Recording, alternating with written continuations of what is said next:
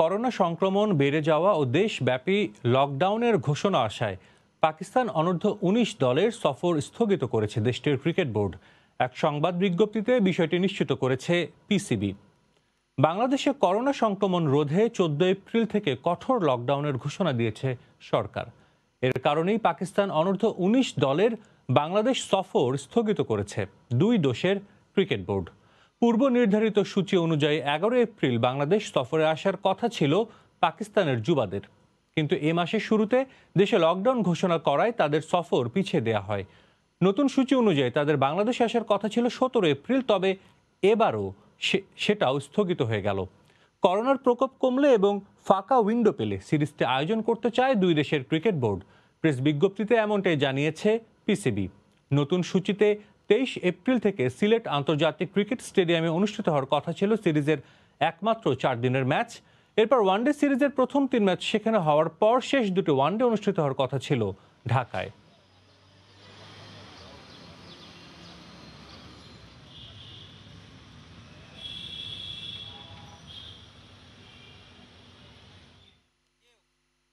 করোনার দ্বিতীয় ডোজের ভ্যাকসিন নিয়েছেন ক্রিকেটাররা। রাজধানীর কুর্মিটোলা হাসপাতালে সকালে ভ্যাকসিন নিতে আসেন কোচিং স্টাফরাও। ভ্যাকসিন নিয়ে সবাইকে আরও সতর্ক হওয়ার আহ্বান জানান পেসার তাসকিন আহমেদ। এছাড়া শ্রীলঙ্কা সফর নিয়েও কথা বলেন এই টাইগার ক্রিকেটার। দল যাবে শ্রীলঙ্কায় চার্টার্ড বিমানে, কিন্তু তার আগে প্রয়োজন কোভিডশিল্ড। তাই তো দেশব্যাপী চলা দ্বিতীয় ডোজের টিকা কর্মসূচিতে যোগ দিলেন ক্রিকেটাররা। ওশেনিয়াতে যাওয়ার আগে যারা দিয়েছিলেন প্রথম ডোজ, এবার তাদের দ্বিতীয় ধাপের পালা। কুর্মিটোলায় একে একে আসলেন সবাই। তামিম সৌম্য, সস্ত্রিক ছিলেন, তাইজুল মিঠুন, তাসকিন সাইফ, শরীফুল মিরাজ, নাইম মুগ্ধ, শান্ত রাহিরা। গতকাল রাতেই দেশে নেমে চলে আসেন রাসেল ডোমিঙ্গো, সাথে ছিলেন বাকি স্টাফরা। এরপর টিকা গ্রহণ শেষে দেশবাসীকেও টিকা নিতে আহ্বান জানালেন ক্রিকেটাররা। আমরা আজকে সেকেন্ড ডোজ দিলাম ভ্যাকসিনের। বাংলাদেশ ক্রিকেট বোর্ড এবং মাননীয় প্রধানমন্ত্রীকে অসংখ্য ধন্যবাদ যে এরকম সুন্দর প্রিভিলেজ দেওয়ার জন্য। আমাদের ভ্যাকসিন ডোজটা কমপ্লিট হয়ে গিয়েছে। আশা করছি যে আমাদের আশেপাশে যারা আছে তারাও, যেহেতু অনলাইনে ব্যবস্থা আছে, এই সুযোগটা যাতে কাজে লাগায় এবং সচেতন থাকে সবাই।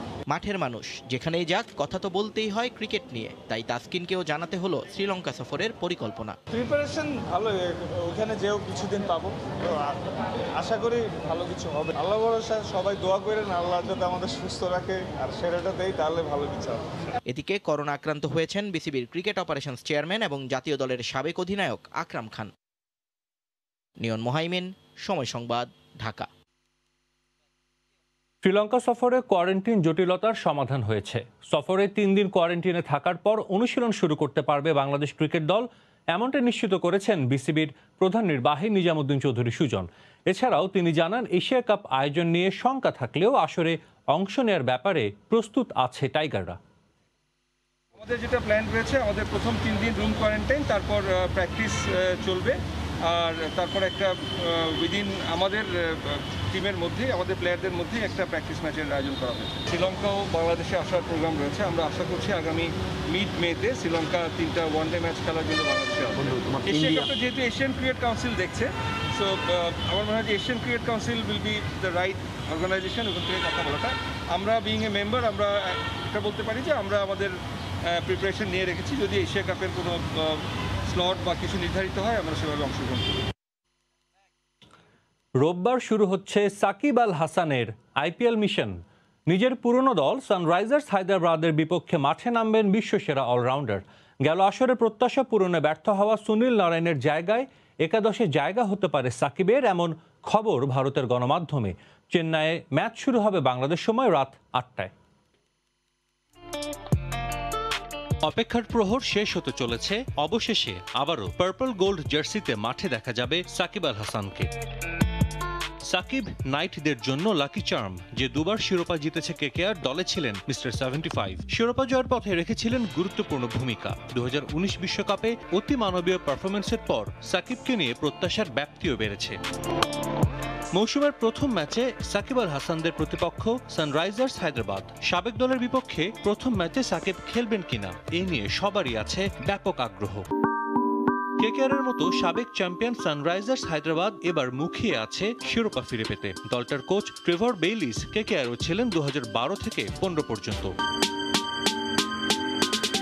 সানরাইজার্স হায়দ্রাবাদ অধিনায়ক ডেভিড ওয়ার্নারের ফিটনেস নিয়ে কিছুটা শঙ্কা থাকলেও প্রথম ম্যাচে মাঠে নামবেন তিনি। Jonny Bairstow, Kane Williamson, Rashid Khan ছাড়াও আছেন নটরাজন, ভুবি, মনীষ পান্ডেরা। তাই বলাই যায় লড়াই হবে হাড্ডাহাড্ডি। দু দলের মুখোমুখি 19 দেখায় 12 জয় কেকেআরের, আর হায়দ্রাবাদ জিতেছে 7টিতে। সাজিদ মুস্তাহিদ, সময় সংবাদ। আইপিএলের 14তম আসরে রোববার কলকাতা নাইট রাইডার্সের হয়ে নিজের সেরাটা দিবেন সাকিব আল হাসান, এমনটাই প্রত্যাশা ভক্তদের। শুধু তাই নয়, পুরো টুর্নামেন্টে ধারাবাহিক পারফরমেন্স উপহার দিয়ে দলের সাফল্যে ভূমিকা রাখবেন বিশ্বসেরা অলরাউন্ডার, বিশ্বাস অগণিত টাইগার ভক্তর। সাকিবের মতো খুব কম সংখ্যক প্লেয়ারই বাংলাদেশে ক্রিয়েট হয়েছে যারা খুব স্মার্টলি এবং কনফিডেন্টলি বাংলাদেশকে রিপ্রেজেন্ট করতে পারে বাইরে। আমার এবারকার বিশ্বাস সাকিব আল হাসান কেকেআরে আবারও ধারাবাহিক পারফরমেন্সের মাধ্যমে তার নিজেকে এবং বাংলাদেশকে তুলে ধরবে। সানরাইজার্স হায়দ্রাবাদের বিপক্ষে প্রথম ম্যাচ এবং তার জন্য তাকে অনেক অনেক শুভকামনা। As a Shakib Al Hasan fan, I wish him all the best. Shakib Al Hasan আমাদের দেশের যেমন গর্ব এবং আমাদের সকলের একটা প্রত্যাশা থাকে সবসময় সাকিব আল হাসানের প্রতি তিনি তার সেরাটা দিয়ে খেলবেন। সাকিব কলকাতার একাদশে বেস্ট 11-এ জায়গা পাবে এবং সে আশা করি খুবই ভালো পারফরমেন্স করবে। পুরো টুর্নামেন্টেই তিনি কলকাতা নাইট রাইডার্স টিমের অবিচ্ছেদ্য অংশ হবেন এবং 2012 এবং 2014 সালের পরে আবারও কলকাতা নাইট রাইডার্স টিমকে শিরোপা জয়ের স্বাদ এনে দিতে সক্ষম হবেন। সে খেলার মাঠে নামবে এবং অবশ্যই ভালো খেলবে। বোলিং এবং ব্যাটিং এর নৈপুণ্য দিয়ে কলকাতা টিমকে জয় ছিনিয়ে আনবে। ক্লাব ফুটবলের সবচেয়ে আকর্ষণীয় ম্যাচ এল ক্লাসিকো আজ। মুখোমুখি হবে দুই চিরপ্রতিদ্বন্দ্বী রিয়াল মাদ্রিদ ও বার্সেলোনা। এবারের ম্যাচটি বাড়তি গুরুত্ব পাচ্ছে শিরোপার হিসেব নিকেশ থাকায়। ম্যাচে মেসি সহ ফুটবলারদের কাছে সেরাটাই চান বার্সা কোচ রোনাল্ড কোম্যান, আর রিয়াল কোচ এখনই শিরোপা নিয়ে না ভেবে খেলতে চান ইতিবাচক ফুটবল। ম্যাচ শুরু হবে বাংলাদেশ সময় রাত 1টায়। শতাব্দী পুরনো দ্বৈরথ এল ক্লাসিকো। তবে বর্তমান প্রজন্ম বা এই উপমহাদেশে অনেকেই এল ক্লাসিকো বলতে বোঝেন লিওনেল মেসিকে। মর্যাদার এই লড়াইয়ের সবচেয়ে সফল খেলোয়াড় বার্সেলোনা কিংবদন্তি। এবছরের জুনে বার্সার সঙ্গে শেষ হবে মেসির চুক্তি। নতুন করে চুক্তি সই না করলে স্তাদিও ডি স্টেফানোর এই ম্যাচটাই হয়তো শেষ এল ক্লাসিকো লিওনেল মেসি। মাঠের বাইরে ফুটবলার আর ক্লাব সভাপতির সংঘাতের প্রভাব স্পষ্ট ছিল মৌসুমের প্রথম ক্লাসিকোতে। নু ক্যাম্পে পর্যদুস্ত হয়েছিল কাতালানরা। তবে পালাবদল হয়েছে বার্সার নেতৃত্বে। মৌসুমের শুরুর বিপর্যয় কাটিয়ে সম্ভাব্য সেরা ফর্মেই রোনাল্ড কোম্যানের দল। এবছর লা লিগায় তারা একটা ম্যাচেও হারেনি, জয় আছে 14 ম্যাচের 13টিতেই। এবার ক্লাসিকো জিতলে লা লিগার শিরোপা পুনরুদ্ধারের অনেকটা কাছে চলে যাবে কাতালানরা। কৌতুনীয় ফাতি ছাড়া নতুন কারো নাম যোগ হয়নি ইনজুরি লিস্টে। দল যেভাবে খেলছে তাতে নির্ভারী থাকার কথা কোম্যানের। বাঁ পায়ের জাদুকরী ফুটবলে কতবারই তো চিরপ্রতিদ্বন্দ্বীদের নাজেহাল করেছেন মেসি। আরও একটা বার তার দিকেই তাকিয়ে কোচ। জয়ের জন্য আমাদের নিখুঁতভাবে খেলতে হবে। মেসি আমাদের সবচেয়ে গুরুত্বপূর্ণ খেলোয়াড়। এই ম্যাচে সে তার সেরাটাই দিবে বলে আমার বিশ্বাস। ফর্ম নিয়ে রিয়াল মাদ্রিদ কোচের অভিযোগ থাকার কথা না, মাত্রই চ্যাম্পিয়ন্স লিগে লিভারপুলকে হারিয়েছে তার দল। দুর্দান্ত খেলছেন ভিনিসিউস, বেনজেমা, টনি ক্রুসরা। তবে চিন্তার কারণ হতে পারে রক্ষণ নিয়ে। রামোস, ভারানেকে ছাড়াই নামতে হবে লস ব্লাঙ্কোদের। এল ক্লাসিকোতে প্রায় 3 বছর কোনো গোল পাননি মেসি। তবে এবার রামোস, ভারানেকে ছাড়া মেসিকে আটকানোই বড় চ্যালেঞ্জ রিয়ালের। এমন ম্যাচে সবাইকে সর্বোচ্চ দিয়ে খেলতে হবে। আমরা এখনই শিরোপা নিয়ে ভাবতে চাই না, তবে ইতিবাচক ফুটবল খেলাটা জরুরি। অনেকেই বলছেন মেসি বার্সা ছেড়ে যাবে, তবে আমি চাই মেসি বার্সেলোনাতেই থাকুক। ওর কারণে বাড়তি আকর্ষণ আছে লা লিগায়। অনেকেই বলছেন এটাই লিওনেল মেসির শেষ ক্লাসিকো। আবার এই ম্যাচের ফলাফলের ওপর নির্ভর করছে লিগ শিরোপার গতিপথ। নানা সমীকরণের জন্য দীর্ঘদিন পর বেশ উত্তাপ ছড়াচ্ছে এবারের এল ক্লাসিকো। সাজিদ মুস্তাহিদ, সময় সংবাদ। লিওনেল মেসি জ্বলে উঠলে এল ক্লাসিকো জেতা কঠিন হবে রিয়াল মাদ্রিদের জন্য। এল ক্লাসিকোর আগে গণমাধ্যমে এমনটাই জানিয়েছেন রিয়াল মাদ্রিদ স্ট্রাইকার করিম বেনজেমা। মেসির সঙ্গে দ্বৈরথটা সবসময় খুব উপভোগ করেন এই ফরাসি স্ট্রাইকার। তার চোখে আর্জেন্টাইন তারকা বার্সেলোনার সবচেয়ে বিপজ্জনক ফুটবলার। কঠিন প্রতিদ্বন্দ্বিতার আভাস দিলেও ভালো খেলেই দলকে জয় উপহার দিতে চান তিনি।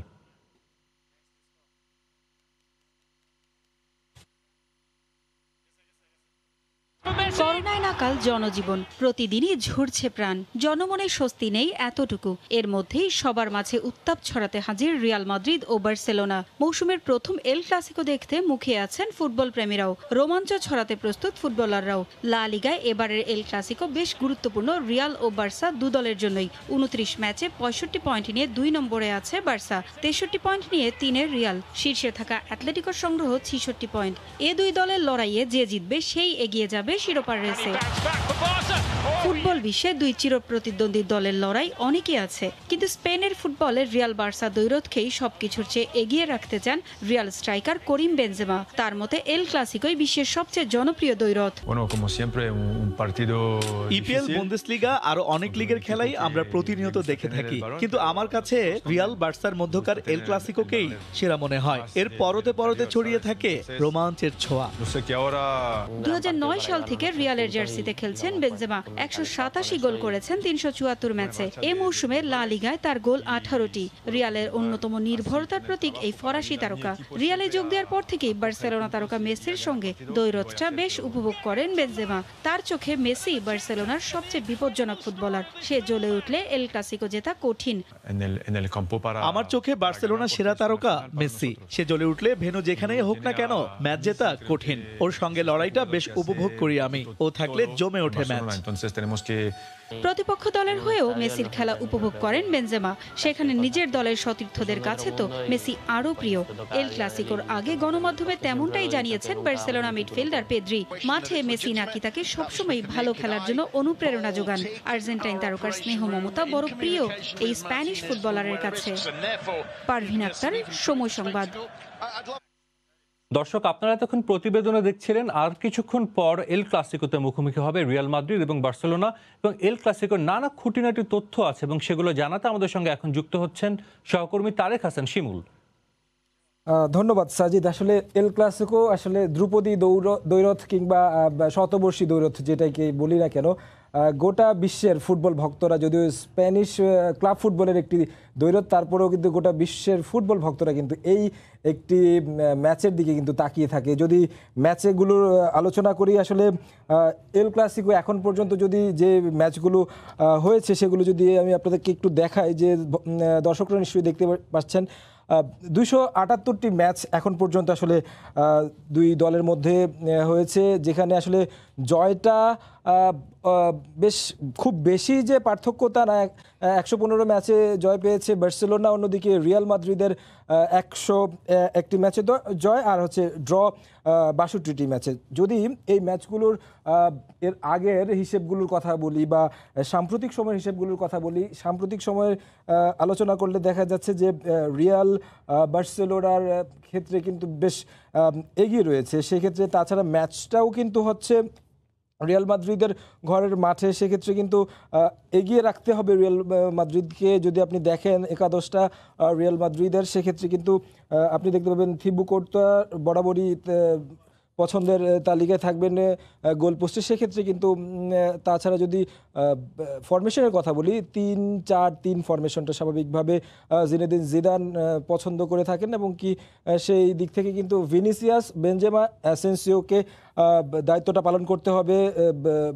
বার্সেলোনার যে রক্ষণ ভাগ আছে তাদেরকে মানে বিপদে রাখার জন্য। সেক্ষেত্রে কিন্তু যে ডিফেন্সের যারা রয়েছেন তাদের ভূমিকাটাও কিন্তু নিশ্চয়ই কঠিন হবে, কারণ কি বার্সেলোনার একাদশের কথা যদি বলি, বার্সেলোনার একাদশ কিন্তু আসলে এই ম্যাচটা আসলে একটা যদি বলি যে মেসির জন্য কি শেষ এল ক্লাসিকো কিনা, সেটা নিয়ে আসলে একটা সবার মনেই প্রশ্ন, আসলে মেসি কি এই সিজনের পরে চলে যাবেন কিনা। তো একাদশটা এখানে যদি দেখি কোম্যানের পছন্দের যে ফরমেশনটা, সেটাও কিন্তু 3-4-3 ফরমেশনে গ্রিজম্যান, ডেম্বেলে রয়েছেন মেসির সাথে, বুস্কেটস, পেড্রিরা আসলে মিডফিল্ডের দায়িত্বটা পালন করবেন। তাছাড়া যদি বলি লেংলেট আছে, ডিজং আছে, আরাউহোরা রয়েছে। তবে বেশ কয়েকজন ফুটবলার যেমন রিয়াল শিবিরে ইনজুরিতে রয়েছেন, সেই সাথে কিন্তু বার্সেলোনা শিবিরেও আসলে ইনজুরির মধ্যে রয়েছেন। তাছাড়া হচ্ছে স্টেগেনের হচ্ছে গোলপোস্টের দায়িত্বে থাকবেন স্টেগেন। শিমুল, আমরা দেখছিলাম আপনি বলছিলেন যে দু দলের একাদশটা কেমন হতে পারে, মুখোমুখি লড়াই, কে এগিয়ে আছে। মেসির কথাও কিন্তু বলছিলেন যে এটা শেষ এল ক্লাসিকো হতে পারে। ইউরোপিয়ান গণমাধ্যমে কিন্তু বলছে যেহেতু এবছরের জুনেই মেসির চুক্তি শেষ হয়ে যাবে, যদিও নতুন সভাপতি এসেছে, তারপরও কিন্তু অনেকে ভাবছেন হয়তোবা মেসি ক্লাব পরিবর্তন করতে পারেন। তো আমরা যতটুকু জেনেছি যে বা জানি লিওনেল মেসি এল ক্লাসিকোর সবচেয়ে সফল ফুটবলার। আপনার কাছে লিওনেল মেসির কি তথ্য আছে বা কি জানাবেন, কি পরিসংখ্যান আছে? নিশ্চয়ই সাজিদ, এই বিষয়টা নিয়ে একটু আসলে বিস্তারিতভাবেই বলতে চাই, কারণ এল ক্লাসিকো যদি বলি আসলে লিওনেল মেসিকে আলাদাভাবেই বলতে হবে। কারণ এল ক্লাসিকো মানে বিশ্ব ফুটবলের কাছে আগে যেমনটা দৈরথ ছিল যে এল ক্লাসিকো মানে রোনালদো মেসির দৈরথটা ছিল, এখন রোনালদো যেহেতু চলে গেছে স্প্যানিশ লিগ ছেড়ে, সেক্ষেত্রে কিন্তু মেসিকে ঘিরেই সবচেয়ে বেশি আকর্ষণ। এখন পর্যন্ত যদি এই ম্যাচটা খেলে তাহলে সেক্ষেত্রে কিন্তু 45টা ম্যাচ খেলা হবে এল ক্লাসিকোতে মেসির। এখন পর্যন্ত 26টি গোল করেছেন, অ্যাসিস্ট 14টি। হ্যাট্রিক আছে একের অধিক, 3 থেকে 4 জন ফুটবলার রয়েছেন যারা হচ্ছে এই এল ক্লাসিকোতে একের অধিক হ্যাট্রিক করেছেন, তার মাঝে মেসি একজন। তবে সবচেয়ে বড় যে বিষয়টি আসলে যে সবচেয়ে বেশি ম্যাচ খেলা যে লিওনেল মেসি এবং কি সার্জিও রামোস, যেহেতু নেই এই ম্যাচে, রামোস হচ্ছে ইনজুরির কারণে রিয়াল শিবিরে থাকছে না, সেক্ষেত্রে কিন্তু রামোসের কিন্তু এই সুযোগ ছিল যে সবচেয়ে বেশি 46টা ম্যাচ খেলার। সেক্ষেত্রে মেসির সুযোগটা হচ্ছে রামোসকে এই ম্যাচের মাধ্যমে হচ্ছে তার সমতায় ফিরে আসা, আর সেই দৈরথটা তো থাকছেই। পাশাপাশি যদি বর্তমান সময়ের কথা বলি, যেহেতু দলে রামোস নেই, সেক্ষেত্রে কিন্তু করিম বেনজেমা দলকে নেতৃত্ব দিবেন। লিওনেল মেসির সাথে কিন্তু করিম বেনজেমার এখন একটা দৈরথ বলা চলে, কারণ কি যেহেতু রক্ষণ ভাগ থেকে শুরু করে কি ফরওয়ার্ডের দায়িত্বটা মেসি এবং কি করিম বেনজেমা দুই দলের পক্ষ থেকে করে থাকেন, সেক্ষেত্রে কিন্তু করিম বেনজেমার সাথে সবচেয়ে বেশি পার্থক্যটা হয় যে 25 ম্যাচ করিম Benzema, 27 match Lionel Messi, 18 match হচ্ছে যেহেতু হচ্ছে খেলেছেন হচ্ছে 18টি গোল করিম বেনজেমার আর 27টি হচ্ছে লিওনেল মেসি। যদি আরেকটু বিষয়ে করিম বেনজেমার ব্যাপারে আসলে আপনাকে বলি যে যেহেতু এই ম্যাচটাতে নেতৃত্ব দিবেন এবং কি সার্জিও রামোস নেই, সেক্ষেত্রে রামোসের একটা ঘাটতি রয়ে গেছে, আক্ষেপ রয়ে গেছে। পাশাপাশি বলা হচ্ছে যে স্প্যানিশ লিগ যদি লিওনেল মেসি ছেড়েই দেন, সেক্ষেত্রে তো নিশ্চয়ই এটা এল ক্লাসিকো তার শেষ এল ক্লাসিকো। সেই সাথে কিন্তু যে স্প্যানিশ যে গণমাধ্যমগুলো রয়েছে সেগুলো বলছে যে এটা সার্জিও রামোসের জন্যও কিন্তু একটা শেষ এল ক্লাসিকো হতে পারে, কারণ তার বয়সও শেষ দিকে। সেক্ষেত্রে তিনিও কি আসলে চলে যাচ্ছেন কিনা সে বিষয়গুলো নিয়ে কিন্তু একটি গুঞ্জন রয়ে গেছে। সেক্ষেত্রে যদি রামোস এবং কি মেসি দুজনেই যদি এই ম্যাচটা খেলতে পারে তাহলে কিন্তু দৈরথটা আরও খুব জমজমাট হতো। যদি ম্যানেজার হিসেবে একটু আলোচনা করি, ম্যানেজার হিসেবে কারা আসলে সফল এখন পর্যন্ত এল ক্লাসিকোর ম্যানেজার হিসেবে জিনেদিন জিদান, যিনি কিনা রিয়াল মাদ্রিদের ডাগ আউটটাকে গরম করবেন, তিনি কিন্তু এখন পর্যন্ত 10টি ম্যাচে 5টি জয়, হার 2টি, ড্র 3টি। এই যদি সবশেষ ম্যাচটার কথা বলি, সেটি কিন্তু একেবারে ন্যু ক্যাম্পে গিয়ে হারিয়ে এসেছে বার্সেলোনাকে। সেক্ষেত্রে যদি পাশাপাশি যদি আমরা কোম্যানকে দেখি যে বার্সেলোনার যে ম্যানেজারের দায়িত্ব পালন করছেন, তিনি কিন্তু একেবারে এল ক্লাসিকোর দিক থেকে নতুন, যদিও এই সিজনটা নতুনভাবে দলটাকে গুছিয়ে তুলেছেন। সেক্ষেত্রে কিন্তু একটি মাত্র ম্যাচ এবং কি সেই একটি মাত্র ম্যাচে কিন্তু 3-1 গোলে হেরেছেন নো ক্যাম্পে, যেটি এই মৌসুমেরই প্রথম ম্যাচে। সেক্ষেত্রে কিন্তু এই ম্যাচটা কঠিন একটা চ্যালেঞ্জ কিন্তু রোনাল্ড কোম্যানের জন্য, যদিও সেই সময়টায় ক্লাবের সভাপতি থেকে শুরু করে মেসির থাকা না থাকার দৌড় নানা একটা ঝক্কি ঝামেলার মধ্যে ছিল সেই দলটা, সেই কারণে কিন্তু 3-1 গোলে নো ক্যাম্পে হারতে হয়েছে। সেই জায়গা থেকে নিশ্চয়ই একটা প্রতিশোধ নেওয়া এবং কি লাপোর্তে যেহেতু সভাপতি হয়েছে, নতুন সভাপতির অধীনে এল ক্লাসিকো জয় মিলিয়ে অনেক হিসেব নিকেশ, সাথে তো শিরোপার জয়ের যে বিষয়টি সেটি রয়েই গেছে। তবে নিশ্চয়ই ফুটবল ভক্তরা অপেক্ষা করছেন যে ম্যাচটির জন্য সেটি একটি জমজমাট ম্যাচ হবে, সেটা আসলে প্রত্যাশা করা যায়। সাজিদ, আমার কাছে আসলে এল ক্লাসিকো দিয়ে খুঁটিনাটি এই ছিল সবশেষ। শিমুল ঠিকই বলেছেন, আসলে ফুটবল ভক্তরা চাইবে একটা জমজমাট লড়াই, ধ্রুপদী লড়াই। লিওনেল মেসির শেষ এল ক্লাসিকো হতে পারে, সার্জিও রামোসের হতে পারে, নানা সমীকরণ আছে। এবং আপনাকে অসংখ্য ধন্যবাদ আমাদের এই তথ্যগুলো জানানোর জন্য। বঙ্গবন্ধু 9ম বাংলাদেশ গেমসের পুরুষ ক্রিকেট ইভেন্টে চ্যাম্পিয়ন হয়েছে জাহাঙ্গীরাবাদ সেন্ট্রাল জোন। গেমসের শেষ দিনে বরিশাল শহীদ আব্দুর রব সেরনিয়াবাদ স্টেডিয়ামে ফাইনাল খেলায় বরেন্দ্র নর্থ জোনকে 7 উইকেটে হারিয়ে চ্যাম্পিয়ন হওয়ার গৌরব অর্জন করে তারা। বাংলাদেশ গেমসের চূড়ান্ত পদক তালিকায় আনসারের জয় জয়কার। সর্বোচ্চ 132টি স্বর্ণ জিতেছে তারা। 115 স্বর্ণ নিয়ে তালিকায় 2 অবস্থান বাংলাদেশ সেনাবাহিনীর। নবম বাংলাদেশ গেমসে ভাঙনের সুর। শেষ দিন কেবল বাকি ছিল পুরুষদের ক্রিকেট, যেখানে মুখোমুখি বরেন্দ্র নর্থ জোন ও জাহাঙ্গীরাবাদ সেন্ট্রাল জোন। বরিশাল স্টেডিয়ামে টসে জিতে প্রথমে ব্যাটিংয়ে নামে Barendra north zone. Middle order batsman Naim আহমেদের 129 বলে 128 রান, উদ্বোধনী ব্যাটসম্যান মিনহাজুল হাসানের 108 বলে 65 রানের উপর ভর করে নির্ধারিত 50 ওভারে 6 উইকেট হারিয়ে 270 রানের লড়াকু সংগ্রহ দাঁড় করায় বরেন্দ্র। প্রতিপক্ষ দলের শাহরিয়ার আলম 9 ওভারে 66 রান দিয়ে 3 উইকেট শিকার করেন। 271 রানের জয়ের লক্ষ্যে খেলতে নেমে উদ্বোধনী ব্যাটসম্যান জিসান আলমের 119 বলে 169 রানের টর্নেডো ইনিংসে ভর করে জয়ের লক্ষ্যে পৌঁছে যায় জাহাঙ্গীরাবাদ সেন্ট্রাল জোন। জিসান আলম হন ম্যাচ সেরা এবং বরেন্দ্র নর্থ জোনে নাইম আহমেদ টুর্নামেন্ট সেরা খেলোয়াড় নির্বাচিত হন। এরকম যদি আল্লাহর মধ্যে ঠিক হয়ে যায়, এরকম যদি 2-3টা গেমস আমাদের হয় আমাদের জন্য বাংলাদেশের জন্য প্লেয়ারদের জন্য অনেক ভালো হবে, কারণ এইসব জায়গায় ফোকাস করার জন্য একটা প্লেয়ার ওঠার জন্য সব গেমস অনেক দরকার। এই প্রক্রিয়ার মধ্যে আছে এরা যদি না খেলে থেকে প্লেয়ার আসবে, সো এরাই খেলবে, এরা আমাদের ভবিষ্যৎ প্রজন্মের প্লেয়ার। বাংলাদেশ গেমসের চূড়ান্ত পদক তালিকায় আনসারের জয় জয়কার। সর্বোচ্চ 132টি স্বর্ণ জিতেছে তারা। পাশাপাশি 80টি রৌপ্য, 57টি ব্রোঞ্জ সহ মোট 269 পদক গেছে আনসারের ঘরে। মোট পদক সংখ্যায় এগিয়ে থাকলেও স্বর্ণ অর্জনে আনসারের পেছনে আছে সেনাবাহিনী। তাদের ঝুলিতে গেছে 115টি স্বর্ণ। এছাড়া 99টি রৌপ্য ও 83টি ব্রোঞ্জ সহ মোট পদক 297টি। সুইমিং পুলে ঝড় তোলা নৌবাহিনী আছে পরের অবস্থানে। 63 স্বর্ণসহ তাদের অর্জন মোট 127 পদক। তবে উল্লেখযোগ্য ছিল বাংলাদেশ ক্রীড়া শিক্ষা প্রতিষ্ঠান বিকেএসপির ফলাফল। গেল আসরে 27টি স্বর্ণসহ 100 পদক জিতলেও এবার 10টি স্বর্ণ নিয়ে তারা পদক জিতেছে 50টি। আবারও অপেক্ষা 4 বছরের। 10ম বাংলাদেশ গেমসের আগে করোনা মুক্ত হবে ধরনী, এই প্রার্থনা সবার। মেহেদী নাইম, সময় সংবাদ। খেলার সময় আরও থাকছে। টি-20 সিরিজও জয় দিয়ে শুরু পাকিস্তানের। রিজওয়ানের তাণ্ডবে জোহানেসবার্গে দক্ষিণ আফ্রিকাকে 4 উইকেটে হারালো বাবর আজমের দল। পর্দা নামলো বঙ্গবন্ধু বাংলাদেশ গেমসের। শনিবার রাতে বঙ্গবন্ধু জাতীয় স্টেডিয়ামে নেভানো হয় নবম আসরের মশাল।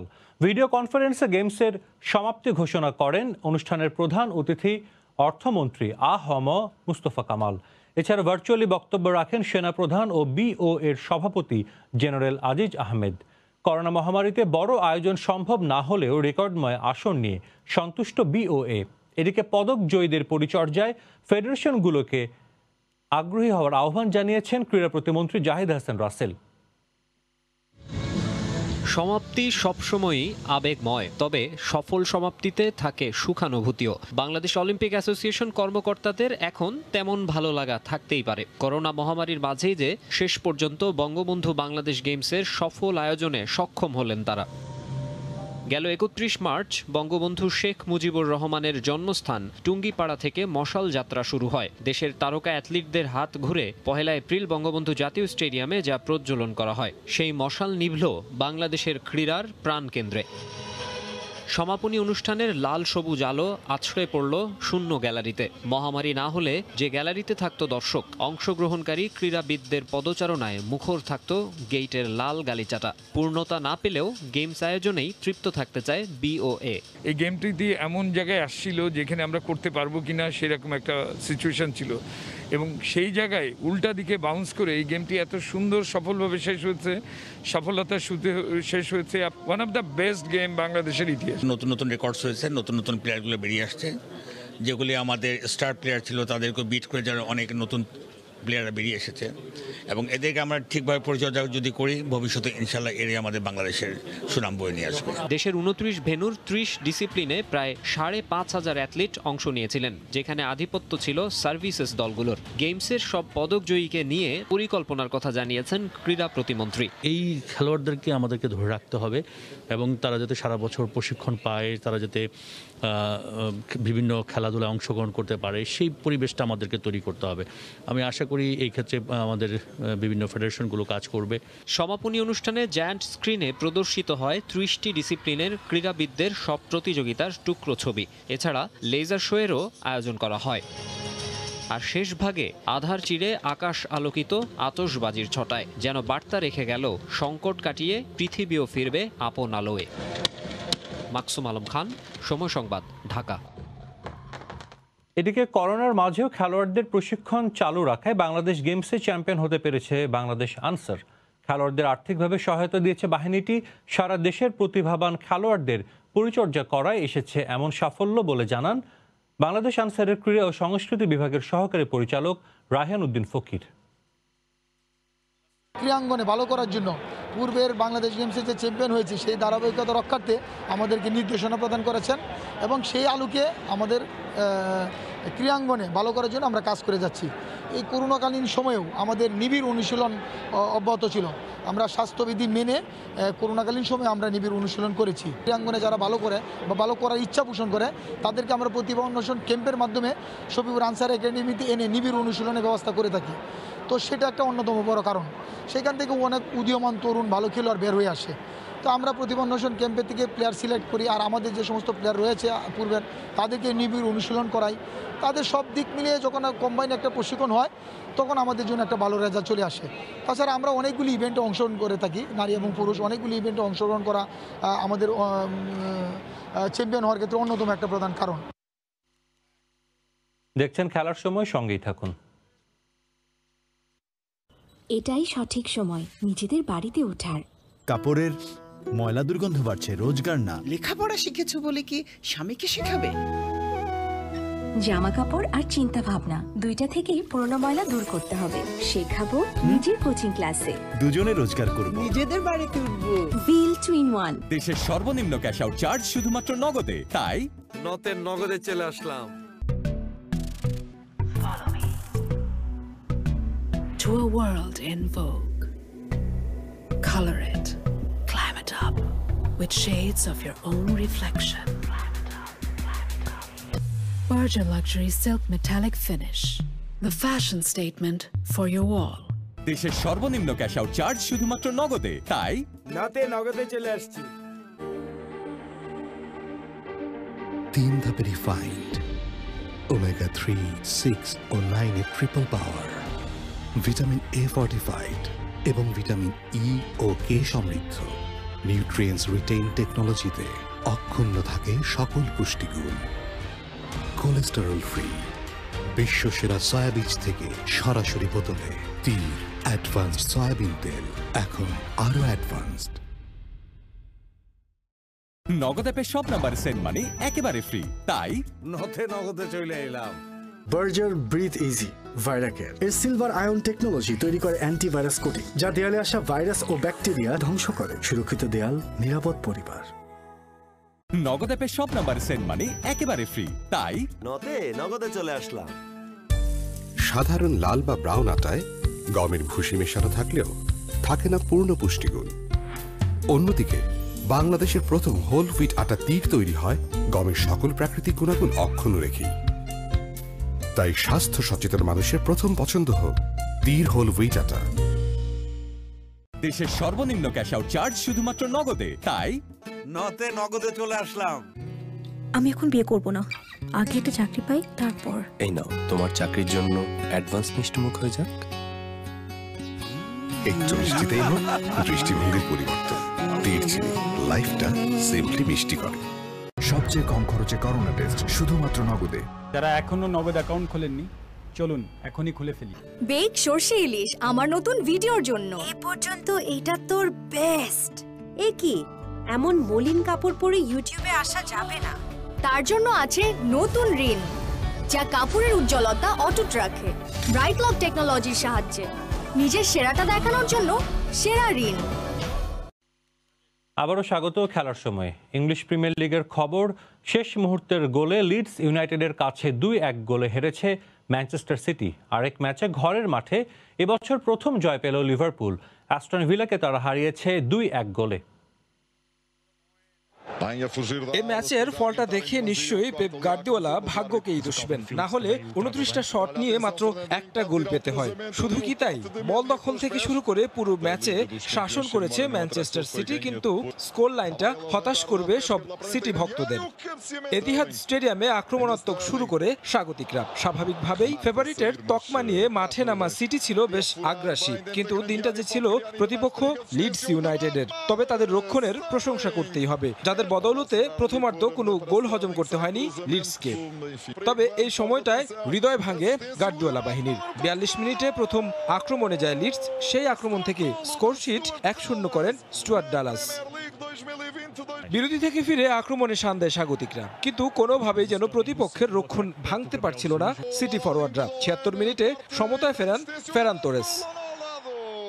সমতায় শেষ হচ্ছিল ম্যাচটা, কিন্তু কে জানতো ফুটবল বিধাতা ম্যাচটা লিখে রেখেছিল লিডসের পক্ষে। ইনজুরি সময়ে আরও একবার সিটিজেনদের জাল কাপান স্টুয়ার্ট ডালাস। কপালপুরে গার্দিওলা বাহিনীর, যদিও পয়েন্ট টেবিলের শীর্ষস্থানটা দখলে রেখেছে ম্যানচেস্টারের ক্লাবটি। অসময় কাটানো লিভারপুল যেন হালে পানি পেল। গেল ডিসেম্বরের পর ইপিএলে এই প্রথম ঘরের মাঠে জয় পেল অলরেডরা, যদিও শুরুটা বাজেভাবেই হয়েছিল ক্লাব বাহিনীর। অ্যানফিল্ডে ম্যাচের প্রথমার্ধটা চলে আক্রমণ আর পাল্টা আক্রমণে, কিন্তু কোনো দলই যেন খুঁজে পাচ্ছিল না জালের ঠিকানা। এরই মধ্যে অঘটনের আভাস অ্যাস্টন ভিলার। 43 মিনিটে ওলি ওয়াটকিন গোল করে এগিয়ে নেন দলকে। দ্বিতীয়ার্ধে অবশ্য সমতায় ফিরতে মরিয়া হয়ে ওঠে অলরেডরা। সময়টাও বেশিক্ষণ নেননি। 57 মিনিটে মোহাম্মদ সালাহ গোল করে 1-1 করেন স্কোর লাইন। ম্যাচটা যখন পয়েন্ট ভাগাভাগি করে শেষ হচ্ছিল, তখন স্পটলাইটে আসেন আলেকজান্ডার আর্নল্ড। ইনজুরির সময় গোল করে প্রায় 3 মাস পর ঘরের মাঠে জয় উপহার দেন দলকে। তারেক হাসান শিমুল, সময় সংবাদ। দক্ষিণ আফ্রিকা পাকিস্তান টি-20 সিরিজের খবর। ওয়ানডে সিরিজ জয়ের পর টি-20তেও দুর্দান্ত সূচনা করেছে পাকিস্তান। দক্ষিণ আফ্রিকাকে 4 উইকেটে হারিয়েছে তারা। জোহানেসবার্গের ওয়ান্ডারার্স স্টেডিয়ামে টস জিতে ব্যাট করতে নেমে এইডেন মার্করামের 51 এবং অধিনায়ক হেনরিক্স ক্লাসেনের 50 রানের ওপর ভর করে 6 উইকেট হারিয়ে 188 রান করে দক্ষিণ আফ্রিকা।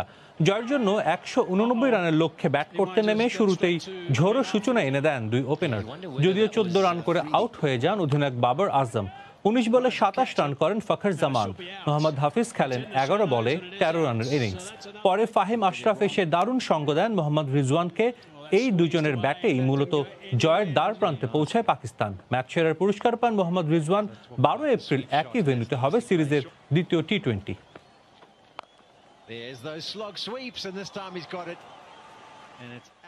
লন্ডনে হবে আইপিএল এর খেলা। কিছুটা অবাস্তব মনে হলেও এমনটাই করতে চান লন্ডনের মেয়র সাদিক খান। লন্ডনকে ক্রীড়া বিশ্বের রাজধানী হিসেবে বিশ্ব দরবারে তুলে ধরতে আগামীতে 2 ঐতিহ্যবাহী স্টেডিয়াম লর্ডস ও ওভালে আইপিএল এর ম্যাচ আয়োজন করার কথা ভাবছেন সাদিক খান।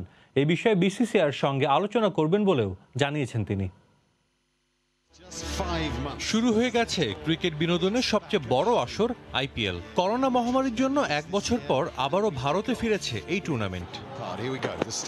বিশ্বের সব নামী ক্রিকেটাররা খেলছেন আইপিএলে। তারকা আকর্ষণ কিংবা জৌলুস আইপিএল এর ধারে কাছেও নেই অন্য কোনো লিগ। আর এই জন্যই আইপিএল আয়োজনে আগ্রহ বেড়েছে লন্ডনের মেয়রের।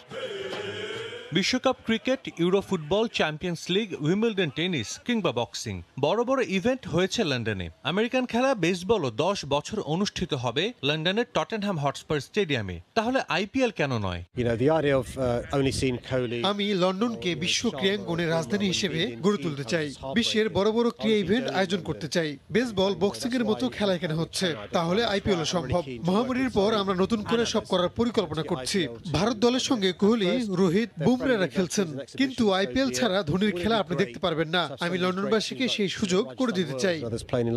এর আগেও ভারতের বাইরে অনুষ্ঠিত হয়েছে আইপিএল, একবার দক্ষিণ আফ্রিকা ও গত বছর অনুষ্ঠিত হয় আরব আমিরাতে। তাই লন্ডনে আইপিএল আয়োজনের ধারণা একেবারে উড়িয়ে দেওয়া যায় না। বিসিসিআই কে রাজি করাতে লন্ডনে মেগা ইভেন্ট আয়োজনের অতীত অভিজ্ঞতায় সাহস দিচ্ছে মেয়রকে। আমরা ওয়েম্বলি স্টেডিয়ামে সফলতার সাথে বক্সিং ম্যাচ আয়োজন করেছি।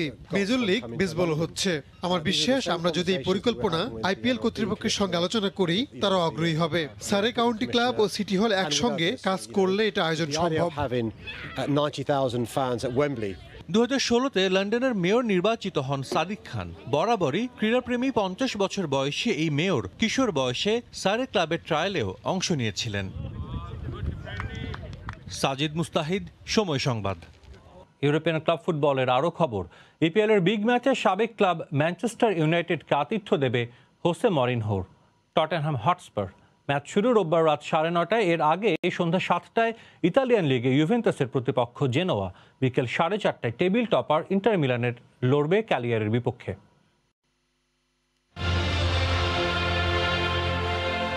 2018-19 মৌসুম বাদ দিলে গেল কয়েক বছর ইপিএল এর লড়াইটা যেন একপেশে। টাইটেল জয়ী দলটার ধারে কাছেও থাকে না অন্যরা। ব্যতিক্রম চিত্র নয় এবারও। সিটিজেনদের শিরোপা উৎসব যে প্রায় নিশ্চিত।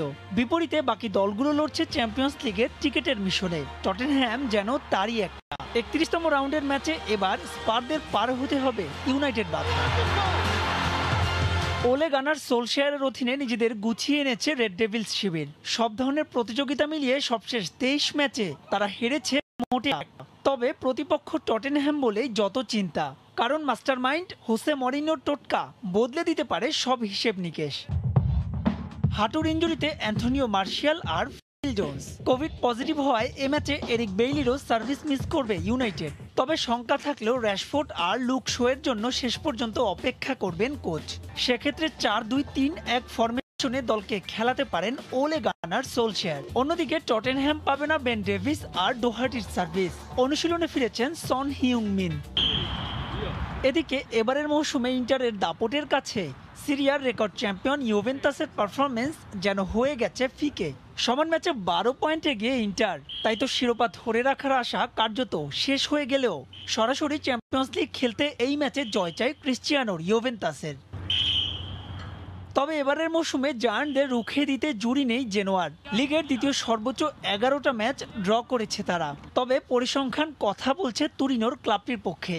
গেল এক দশকে জেনোয়ার বিপক্ষে হারেনি ইয়োভরা। আগের ম্যাচে গোল করে ক্লাবের হয়ে ফর্মের ধারাবাহিকতা ধরে রাখার ইঙ্গিত দিয়েছেন CR7। আক্রমণ ভাগে এ ম্যাচে তার সঙ্গে দেখা মিলতে পারে দিবালা মোরাতার। সেক্ষেত্রে জেনোয়ার বিপক্ষে ইউভেন্টাসের ম্যাচটা হতে পারে অনেকটাই একপেশে।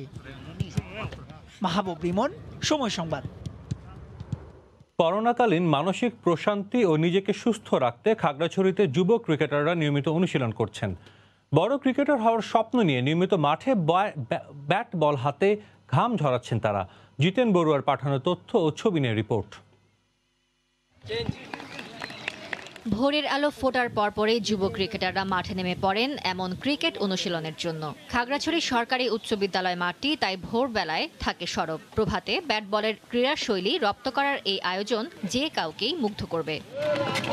যুব ক্রিকেটাররা আত্মবিশ্বাস নিয়ে তৈরি করছেন নিজেদের। তাদের স্বপ্ন আকাশ ছোঁয়া, তাই কোনো বাধা ছাড়াই মাঠটিতে অনুশীলন করতে বিভিন্ন ড্রাইভিং প্রশিক্ষণ বন্ধ সহ মাঠ সংস্কারের দাবি জানিয়েছেন খেলোয়াড়রা। ন্যাশনাল ক্রিকেট টিমে যেন এখান থেকে বিশেষ করে খাগড়াছড়ি জেলা থেকে যেন ক্রিকেটাররা উঠে আসে এবং ভালো মানের ক্রিকেট উপহার দিয়ে আমাদের বাংলাদেশকে রিপ্রেজেন্ট করতে পারে এবং আমাদের দেশকে রিপ্রেজেন্ট করতে পারে। আমাদের মাঠের মধ্যে গাড়ি চালানো শেখা হয়, তারপরে মোটরসাইকেল চালানো শেখা হয়, তারপর ভারী যানবাহন এই মাঠে চলাচল করে, যার ফলে আমাদের মাঠটা নষ্ট হয়ে যাচ্ছে। আমরা খেলাধুলার মাধ্যমে যুব সমাজকে মাঠে নিয়ে আসবো, মাদক মুক্ত করব। আমাদের খাগড়াছড়ি থেকে কয়েকজন প্লেয়ার আমরা উঠাইতে পারি, এই কারণে আমরা নিয়মিত এখানে প্র্যাকটিস করি। আমরা যাতে একটা মাদক মুক্ত সমাজ করতে পারি বা যুবক সমাজ যাতে খারাপ কাজে লিপ্ত না হয় বা মানসিক প্রশান্তির লক্ষ্যে আমরা এই খেলার আয়োজন করে থাকি। ক্রীড়াঙ্গন চাঙ্গা থাকলে মানসিক প্রশান্তি ও শারীরিক সুস্থতার পাশাপাশি মাদকের থাবা থেকে রক্ষা পাবে সমাজ। তাই ক্রীড়ার এমন ভালো উদ্যোগকে উৎসাহিত করা উচিত বলে মনে করেন এই কোচ। আমাদের আশা আছে এখান থেকে আমরা জাতীয় পর্যায় পর্যন্ত যাতে খেলোয়াড় দিতে পারে, সেজন্য আমরা চেষ্টা করতেছি। জেলার ক্রীড়া অঙ্গনে ক্রিকেটকে সমৃদ্ধ করার লক্ষ্যে এবং যুব ক্রিকেটারদের ক্রীড়ামুখী করে গড়ে তুলতে গত 1 বছর ধরে চলছে এই প্রয়াস।